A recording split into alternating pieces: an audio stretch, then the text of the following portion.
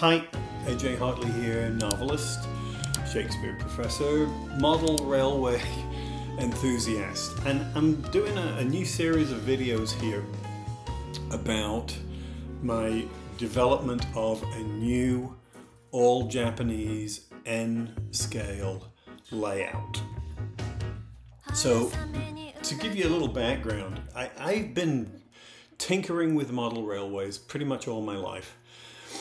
I'm from Northern England originally, and it was quite common, I think, growing up in the 60s and 70s for kids to have model trains of some sort. So this was something that me and my brother did with my father. And then for a long time, I didn't do it.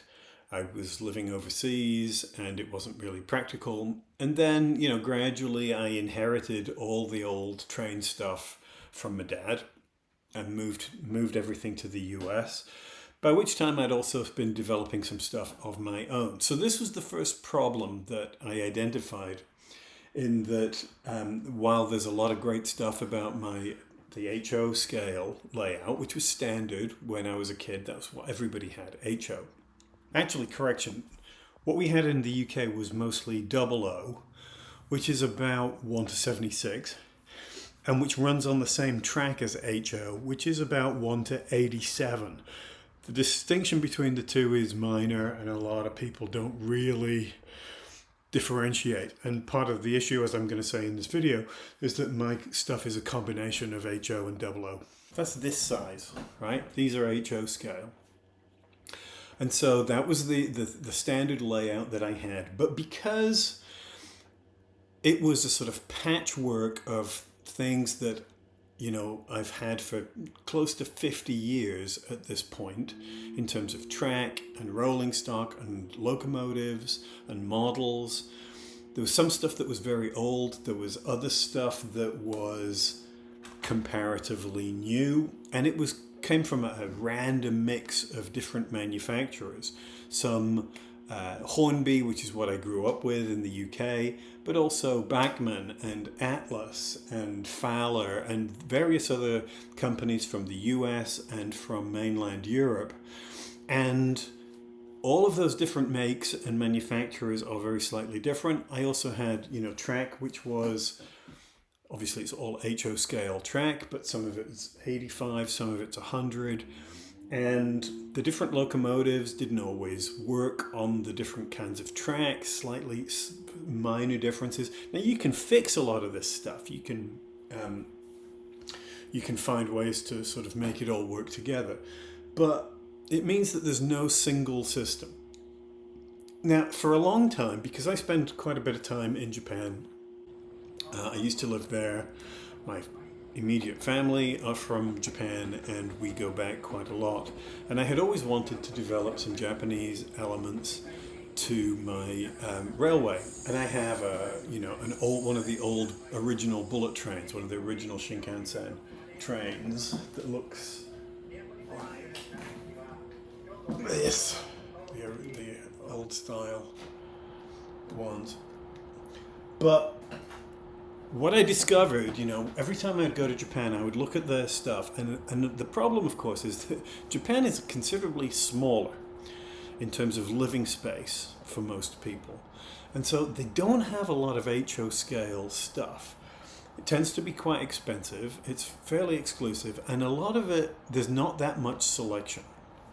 So after a lot of agonizing, I decided that if I was going to do a Japanese layout, I would move to N gauge, which is considerably smaller. This is the HO scale. This is the N scale, right? Both of these are passenger cars. So this is like half the size of the HO. So it's designed to take up a lot less space. I thought if I do that, then it means I need to build a brand new layout. Now, as you may have been able to tell, this layout, this is a bonus room over a 2-car garage. It used to have a big bed in the middle. I removed the bed when we decided we didn't need it anymore. But this layout runs around the outside of the room. This is an HO scale layout. It runs around 3 sides. And so rather than try to take over another room, we got rid of the bed, and I thought I'm going to build an N-scale layout as a freestanding unit in the middle. So I have about maybe 6 to 8 square feet of space in the center of the room. And I figured that if I built the layout slightly higher than the HO scale layout, which you can see behind me, more as a sort of standard desk height, and put it on casters so that I can shift it a little bit so I can get around it, I can maximize the area and create a reasonably complex layout and plenty of modeling space that can go in that area, especially, as I say, since I'm now using N-gauge, which means that I can use it means that all the models, all the landscaping, and of course the rolling stock are quite a bit smaller. So that's the starting point. When I was in Japan, picking up one of these, the E353. This is a sort of standard passenger train, and with a set like this, you get a loop of track with a controller, plus an engine and 3 cars. So enough to sort of get you started. The track comes with it is what they call this easy track, right? This stuff which snaps together very simply. You align the rails and it literally just sort of clicks into place. And then you separate it by waggling it. And as I said, with the HO scale, you know, one of the issues that I had was that I was using too many different kinds of track, and it created connectivity problems, sometimes electrical issues, sometimes simply derailments and things. So I made a decision that I was going to stick to one brand. So as soon as I bought this is a Kato train system. And I can use models made by other companies like Tomitech, but for the rolling stock and for the track and for the locomotives, I'm going to stick to Kato as a way of keeping it simple and effectively running. And a lot of this stuff you can buy online. As I say, I'm focused exclusively on the Japanese stuff. So some of this you can buy on Amazon or on Amazon Japan and have it shipped. And you can get this stuff, but I'm also picking some stuff up when I go to Japan. So this is the starting point. So as I say, I started off with a layout which is about 6 foot square with one extra leg slightly on one end. And that was deliberate because I wanted to use a loop, one major loop. I was going to have to add to the loop that I got in order to cover 6 feet. The loop that you get with the track is fairly small. But I wanted to build that loop out and then add sidings, some turnouts and sidings on this leg that will give me a place to store trains. Because one of the things I also wanted to do with this layout was make it so that I didn't have to lift things off manually. I wanted to make sure that there's enough track space to accommodate whatever locomotives I have, so that I can then just move things around using points, turnouts, rather than having to lift things on and off, which is also a good way for them to get damaged. So the plan from the outset was that I was going to build a large board.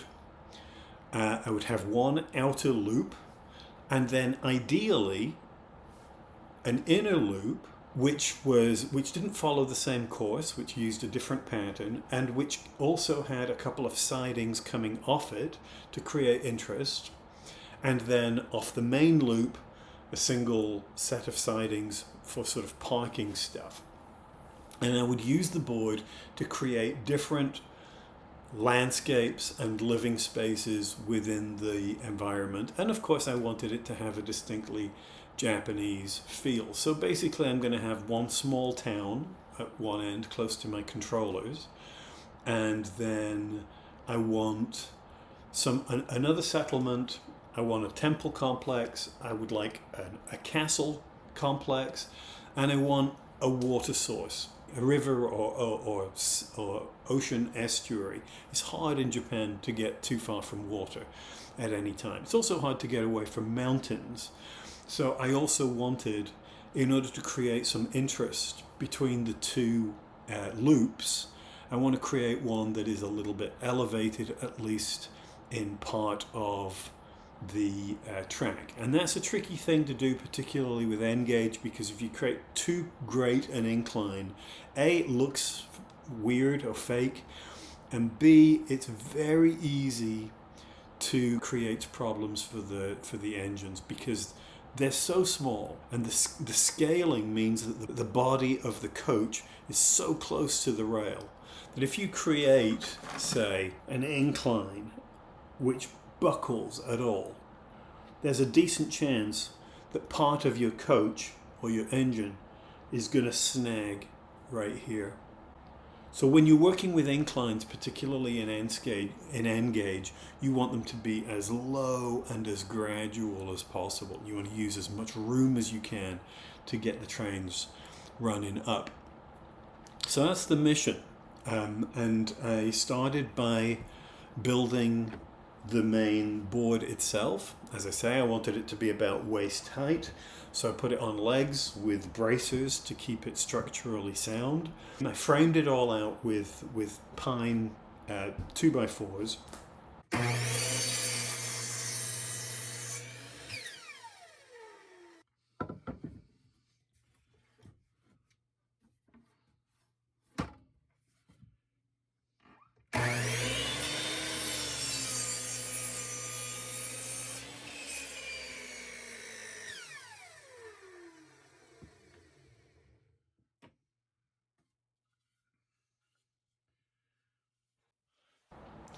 Created that frame that would support the whole thing, then put a layer of a tabletop of chipboard on the top, and then added more chipboard in certain areas so that I can create contours. I can create a kind of topography, right? Different levels.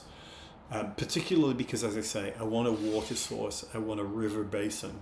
That has to be the lowest area, right, of the board. And it's better if you plan this kind of thing in from the outset rather than trying to create it after the fact. So what I have done with this board is create the lowest level possible is going to be the water area, and then I can build up the rest of it around it, and at all times maintaining that principle of not going too high too quickly if I want track to actually run there. So that's the way things are going. I'm making this video in stages as I work on it. The next stage was to add, as I say, more track, some of which I bought just piecemeal on Amazon, individual pieces. In some ways, the best thing to do would be to get a second starter set, because that starter set would come with a separate power pack. And that's really helpful because I knew that to have two loops working with this, I was going to need two power packs so that I can run the trains on those two loops at different times. So this is a really cool thing. This is a fun hobby. It's the kind of hobby that you can spend a tremendous amount of time and a tremendous amount of money on. My policy has always been to try and build as much of whether it's the models or the landscaping or the board itself. The more of that you can build yourself for yourself, the more money you save, and the more fun it is because you have the satisfaction of producing everything yourself. That's where I'm gonna start, and so for now that's it. I will continue to post videos about this. You can see how it develops. Hopefully you'll have fun with it. Maybe it will inspire you to do something similar. The great thing about N-gauge is that it doesn't take up anywhere near as much space. So that's a cool thing.